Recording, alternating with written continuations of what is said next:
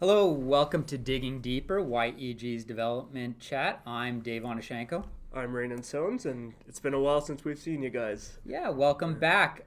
We are doing our chat again live, as we always do, and then post it up again on YouTube. So if you're watching live, feel free to add your comments in the chat, or feel free to post your comments afterward, and we're happy to respond to them. No doubt. So, Dave, what are we talking about today? Today we are talking about the 15-minute city. So this has got a little bit of press lately, and we want to talk about it from kind of a big picture, a planning picture, and we'll talk a bit about what has fanned into some, conspiratorial thoughts on the matter. Address those, and we'll go from there. But before we start, let's talk about the winter warm-up on 104th Street. So, Ranon, what is that? Well, it's an event we've been putting together. We're hoping it's going to be a lot of fun. It is next Thursday, March 2nd at 3 to 6 p.m. It is downtown in Michael Fair Park in Edmonton, and the whole point of this is really to get industry back together, get some people interested in downtown Edmonton, activating that public space, and have a good time, have some warm drinks, stand around some fires, and enjoy some fun public art that we've got. And yeah, so it's really a drop-in program. It's something we're doing to bring some life back to this area. Fantastic. So I want to first off, we'll just give thanks to our sponsors, our gold sponsor, Applin Martin, silver sponsors, Station Lands, the Hat at Five Corners, and the Edmonton Downtown Business Association. So thank you guys for your sponsorship. You're helping put this on, and we're really looking forward to doing this. So next Thursday, 3 to 6, Michael Fair Park on 104th. And we'd love to see anybody and everybody there. We are very lucky to have Credo Coffee providing us with some warm drinks to keep our hands and our mouths warm, I guess. And we, we'll have some awesome drink vouchers so people can go get, a nice warm latte or whatever they're feeling like. So fantastic. Love to see you there. Good stuff. Okay, so let's get back into our chat here. We don't have a guest today. This has been a while since you and I are just talking here. Yeah. But let's jump right into it. 15-minute cities. So where does this term come from to start? Where does this come from? Well, I've got notes right here that tells me it came from back in 2016, so it's relatively recent. We're talking 7 years ago. A professor in France actually coined the term, and the focus of this is really talking about how we want to interact with the things around us in our cities. So how might that be done? So, as outlined in this, so it's Professor Carlos Moreno from Sorbonne University in Paris, business school there. And the idea is it boils down to creating neighborhoods, creating areas where you can meet your daily needs, work, fun, activities, groceries, within a close neighborhood feel. It is the small town, creation of a small town in a large city. And this isn't just 15-minute cities. This isn't a new term. We've been calling it much different things for a long time. It's smart growth, we've called it. It's mixed-use neighborhoods. It's the new urbanism. Yeah. It's been endless, right? Like it's been around for 7 years, but more like 50 or something like that. And people, urbanists, development industry have been talking about how do we better build cities? How do we do a better job of integrating both our land use with our transportation, and all these things kind of tie together. And at the end of the day, so it's about resiliency of a neighborhood. Yeah. It's about ease of access to some of these things. It's about creating healthy communities. It's about the fact that you don't have to get in your car and drive 30 minutes, 45 minutes for everything you do. It's about providing options for people so they're not stuck, who have mobility issues, who anything, right? And this isn't a new concept. Cities have existed for thousands of years. They're the natural creation of people coming together for the trade of goods and ideas and all this, and started from our agrarian roots, so to say. And with that, there were places that, you could do this. And as our cities grew rapidly, especially post-World War II, we began to isolate and in planning, what is that term called again, where we'd isolate these uses? Do you know? Segregation of land uses, Euclidean zoning, things like that have generally for the last 100 years or so worked against the concept of city building, which is bringing things together. We've been pulling things apart, basically. And that was a reaction often that came from concern. So you think of the Industrial Revolution, right? You had factories next to these homes, health concerns, and there was ample reason to say we need to separate some of these uses. You shouldn't be living next to a smokestack next to your window, right? And there weren't laws to enforce that. And there was also, was it Dr. Snow talking about, the contamination of water, for example, and having your sanitary and all that separating it. So there's a lot of good reason why we wanted to separate some of these uses. But to the extent that we did it and created areas that are strictly residential, separated by big roads and lack of access, to areas that are industrial over here and commercial far away, and concentrated that, they've become isolated. So really what we're talking about is the reintegration of some of that and finding ways to just create better places, more efficient places that are more sustainable, ultimately can develop better for everybody. And so here we are today. Why is this topic coming up? What is going on? Let's start with what cities like Edmonton are focusing on. So what is Edmonton doing? Sure. So in our new planning documents, in the city plan, for example, there's discussion about a 15-minute city, and that it as they've put up on their website to address some of these conspiratorial claims that don't have any basis. It's not about restricting movement or monitoring people or tracking an individual's carbon emissions, but it's about changing the way Edmontonians plan and support development, how they grow, how the city grows, how it moves us closer to a vision of a city that's connected, it's prosperous, it's healthy. Take it back a step. It's Sure. not just about how a city grows, it's about how a city rebuilds, how it reintegrates into the spaces that have already been created, right? Yeah, and it's reinvesting in community. So older neighborhoods, for example, it's reinvesting in them, and we see that even as infill and redevelopment of properties.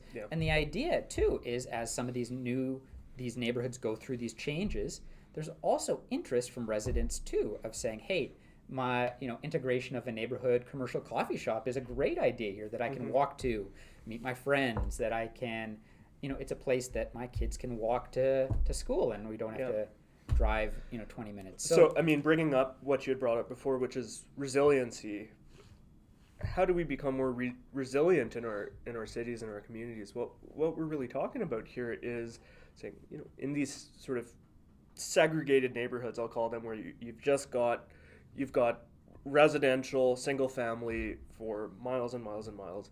These neighborhoods have more of a tendency from a demographic perspective to kind of age at the same time, go through that cycle, and then the schools kind of empty out, and you're starting to think, oh shoot, what do we do with that school space now? How do we reactivate it? How do we get more kids back into it? And these are very complicated questions. So when we're talking about resiliency, we're saying, well, why can't we have communities where people at a variety of stages of life are living, where people who have different needs, people who have the interest in going to that coffee shop in their neighborhood, all those needs can kind of be fulfilled within the same space. Yeah. And we're also talking about this because there have been some claims online, and I say small number of people who like to fan this conspiratorial claim without basis, without merit, connecting land use principles that have existed for eternity and come under different branding names, and they want to connect it with whatever fear-based conspiracy that they have. And some people will attach to that because they're attracted to it. They're attracted to that, and they're attracted to the conspiracy nature of it. They're attracted to the idea of wanting things to go bad so they can point the finger and say, see, I knew we were insiders. But the reality is, as someone who practices this daily, there's no one pulling our puppet strings telling us what to do, and we're not doing this because we know that there's impending control coming. We see value in how cities develop, how cities redevelop, to consider this. And not all areas are well tuned for this in terms of how the land use has been programmed. But the end of the day, that as cities, even new neighborhoods, as they grow, we say, hey, is there value including a small commercial strip in the center of this neighborhood that is central, that you can walk to, that you can bike to, that you're a 2-minute drive from whatever else that is close by and provides those needs. And you don't have to go to the power center for everything that's 20 minutes away. No doubt, yeah. So, I mean, the city of Edmonton's been working through this. You've got a city plan in place, like Dave mentioned, and they're working through this district planning process that effectively has a number of districts within Edmonton, and we're saying, okay, it's a little different of a concept. Like the district plan is planning for larger, like a conglomeration of neighborhoods at a time, and within that you'll have sort of the smaller district nodes and things like that, where you can achieve some of these goals. You don't have to stay in your district, though. You can leave, which so is you're great. Not if you're in one of those quadrants, you're not going to be restricted to it. Yeah, I mean, I hope not, and nobody's told me I would have to be, but and we say this in jest to poke at the silly concept that this is. The reality is, when you can create some of these districts that serve your greater needs, your doctor is in it, that the city has worked with developers who are driving this, not the city. Developers who say, hey, we see interest in building professional space here and commercial space and place for seniors home, all within these districts. You create these little hubs within the city that grandma doesn't have to move halfway across the city because it's the only place where seniors homes exist. Yeah, right? and the reality here, Dave, is that it's an incremental process. You're going to put policy in like this, and you're going to try to support it and implement it. But the reality is it will trickle into place as the market says it should, as development industry says it should. You will start to see little bits and pieces here and there. The occasional neighborhood commercial shop popping up, that doctor's office popping up, whatever it may be. You're not going to see the city rapidly transition. It's just not realistic. 100%. And this is a bigger kind of development question. Let's dispel the myth. The city can't force to do anything. They set policy, and these actions for transformational change in neighborhoods, new buildings going up, things becoming commercial, all that's led by developers. That's led by people saying, I think there's interest from that coffee shop, from that neighborhood pub, from that doctor's office to go here. Let's go through, let's rezone the property, let's hire Clarity to do it because they do such an awesome job, and let's integrate that. And there's policy to support that. So it is private industry led, and it provides opportunity. And so, I mean, it's a concept that goes way back. It's not to say we don't have any of this today. You can make the argument that certain areas of our city are more so 15-minute communities, maybe some of the Oliver neighborhood or the Old Strathcona, Westmount. Where I used to live. There's a lot more things to do in those neighborhoods, right? Like the things that you need are around there. There's grocery options nearby. There's medical offices, et cetera, et cetera. Here's a great example, actually, if we can pull it up.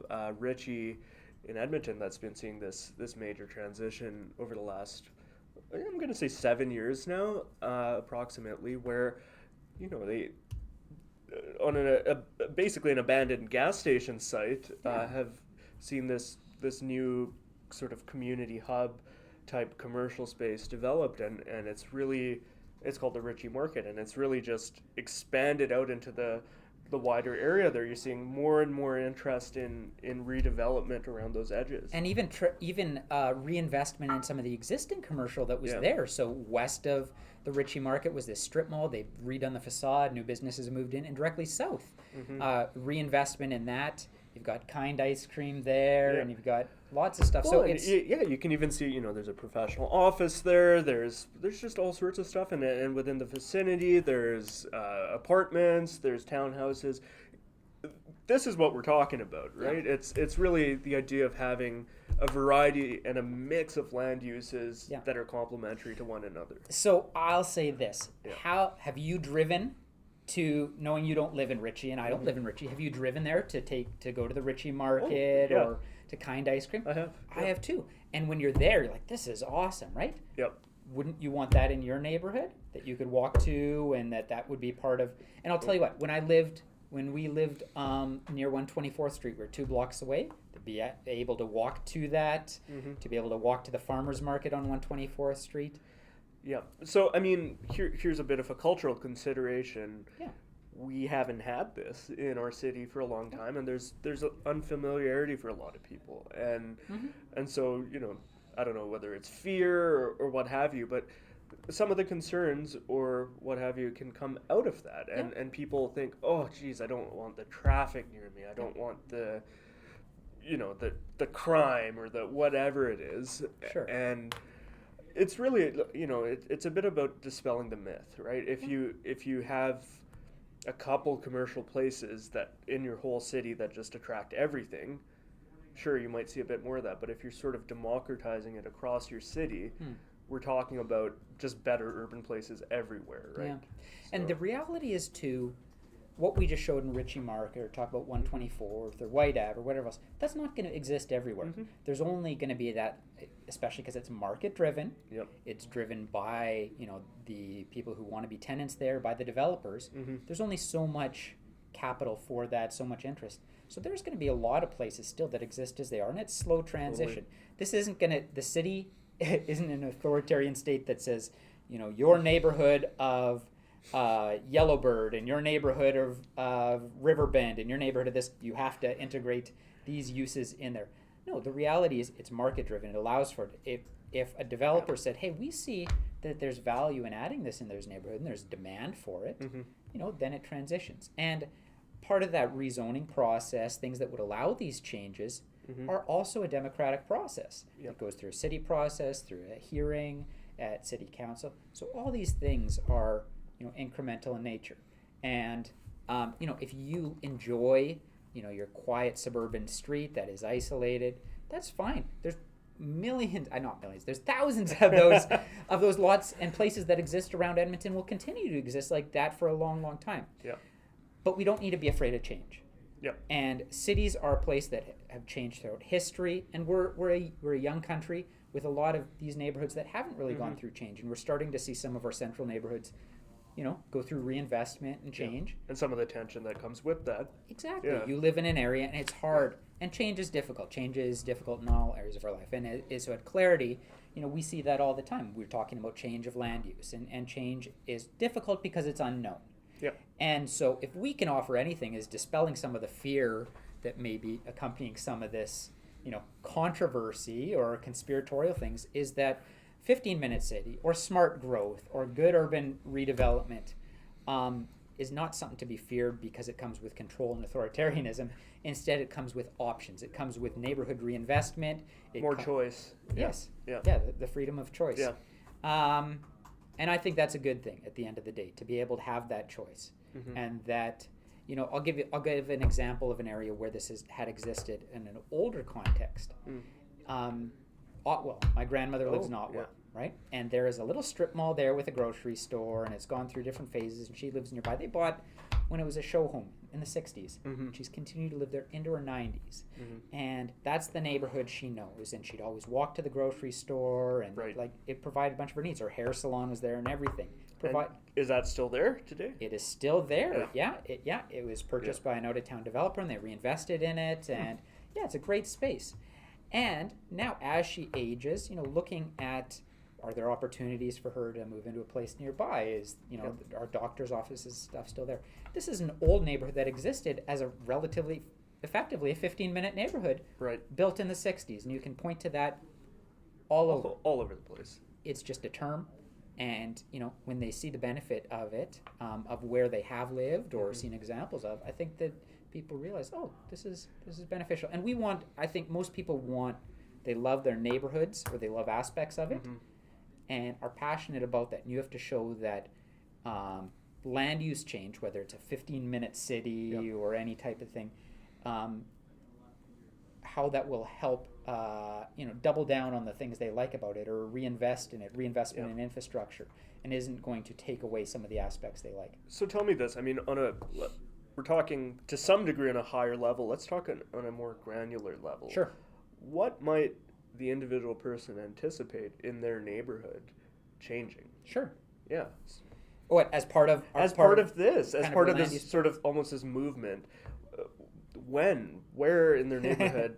What are they going to see? That's the kind of questions people are asking, and the uncertainty that people have. So, what's the answer, Dave?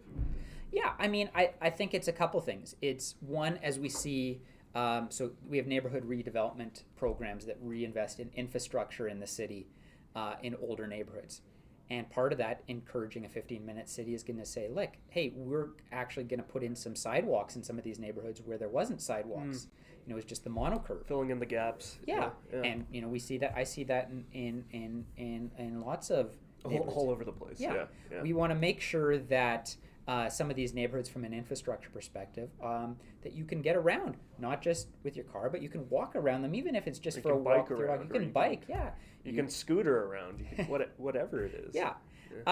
Where else will we see it? We'll see increased housing typology in neighborhoods. So a lot of older neighborhoods are strictly single family. And we're seeing this through the city, and it isn't just called 15-minute, but allowing different types of housing from from semi-detached duplex to townhouse units to small-scale multifamily units. So here's the question then: why is that not scary? Why is that not scary? Yeah. I think, well, for one, it's change, and so change can be scary because it isn't. It's what you know. But the reality is new infrastructure, new neighborhoods, new development is a good thing. It's a reinvestment. It allows new people to move to these neighborhoods at different price points. And the reality is anything new, and if it's going to be rented out to, is at a higher price point. It's attracting young professionals, young families. I look at Otwell, we brought up for an example. That's a neighborhood in transition that people live through, like my grandma, into their 80s, 90s and moving out. And as they're moving out now, in the past 10 years or so, you've seen reinvestment as they've sold their homes and families are moving there, and it's, kind of 1-2 neighborhoods away from central Edmonton. And so allowing that different housing typology is almost like a doubling down on the reinvestment in that community, allowing the schools not to have to close because there's young families moving in, right? The schools are a big thing, and it can be that hub and the community league and the park space and all that. Totally. So I think there's a lot of good that comes with it. Is it change? Change can be daunting because it's unknown. You live in a neighborhood and all you know is this, and this house has always been there, but now the house goes down and something else comes up. The concern is it's going to be negative. Yeah, but here's the reality though. Like anything in an urban development context, is it going to be perfect? No, and there's always going to be stories of where it isn't good or it is, but that's cities. That's how cities are, right? Like they're not perfect places. They're not utopias. We incrementally try to improve our urban well-being, and I think this is just kind of the next step in a very long adventure of cities. Yeah, it's an evolution, and as cities have played with different, planning theories and things like that, we move to more isolated land uses. Now we're talking about how can we integrate it better so people live healthier, happier lives, still safe, still and also experiencing that kind of that vibrant urban form. Yeah, and allowing that choice too. This isn't about taking away your car and putting up a metal fence and scanning you as you leave. It's actually about the increase in choice. It's about, so the increase in freedom. The increase in freedom. You don't have to drive. You can drive. You can walk. You can take the bus. You can get on your scooter. Yeah. All of those things are options rather than just one. Yeah. And that your kids can go to a good school nearby as opposed to having to pack up and go somewhere else, or you can go pick up your milk nearby as opposed to having to drive to Walmart half an hour away. Anyways, we could go on forever about this. At the end of the day, I think it is one name. 15-minute cities is one name for something that has existed in planning theory and city development for a long time and is going to continue to exist. It has no bearing on any of the conspiracies that have existed, and that these conspiracies have zero anchoring in any truth. There's no theory. They don't come from anything. There is no weight to it. But the redevelopment of cities, the reinvestment in cities, reinvestment in neighborhoods, these are good things. For sure. Thank you again for joining us. We're going to plug our Winter City warm-up on 104th Street one more time here. We had these beautiful little cards made that are sitting out at all the local cafes. And so if you're in the industry, even if you're not, and you're interested in getting together and chatting and, investment in downtown, spending time downtown, especially in the winter, our whole Winter City strategy, come out and join us 3 to 6 on Thursday, March 2nd. We'd love to see you there. The weather's actually looking great. So. It is a little warmer than today. Yeah. Thanks again for joining us. We look forward to chatting with you guys again. Comment again if you're watching this afterwards, after our live feed. Feel free to throw up comments and watch some of our other videos. We've got tons of great guests that we've chatted with in the past, and hopefully some more in the future here. So, absolutely. Well, we'll talk to you later. Thanks again. We'll talk to you later. Bye. Cheers.